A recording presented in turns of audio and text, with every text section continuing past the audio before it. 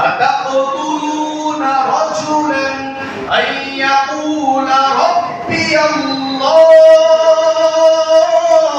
তোমরা মুহাম্মদকে এত কষ্ট দিচ্ছ, তোমরা কি তাকে মেরে ফেলবা নাকি? তার কি দোষ? মুহাম্মদের কি অন্যায়? মুহাম্মদের কি দোষ? তিনি আল্লাহর প্রিয় রাসূল।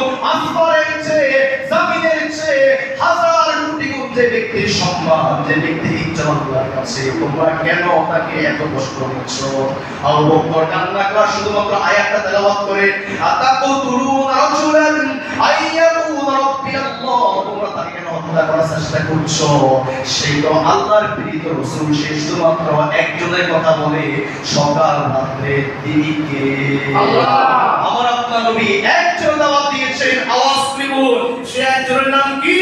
আল্লাহ। আর আমরা এখন দাওয়াত দিই না, আমরা এখন দাওয়াত দিই না, আমরা এখন দাওয়াত দিই ব্যক্তি, আমরা এখন ঢোল বাজাই, গান গাই, জিকির ফিকির ইস্তিগফার করে নিজে, আমার এটা, আমার এটা, আমার নেতা, তোমার নেতা, আমার ক্ষমতা, আমার তো। নবীজির জবান থেকে ৬৩ বছর হায়াতের প্রত্যেকটা শব্দ হাদিসের মধ্যে আছে। নবী জীবনের প্রথম শব্দ যেটা বলেছেন মায়ের পেট থেকে আসার পরে, সেই শব্দ হলো আল্লাহু আকবার কাবীরা। সবাই আওয়াজ করে বলুন, আমার আপনার নবীজির জীবনের প্রথম যে জবান ছিল, সেই জবানটা কি? সবাই তারা বলুন আল্লাহু আকবার কাবীরা। আল্লাহ একমাত্র বড়, তোমরা একজন ব্যক্তির গোলামি করো, সে ব্যক্তিকে আল্লাহ।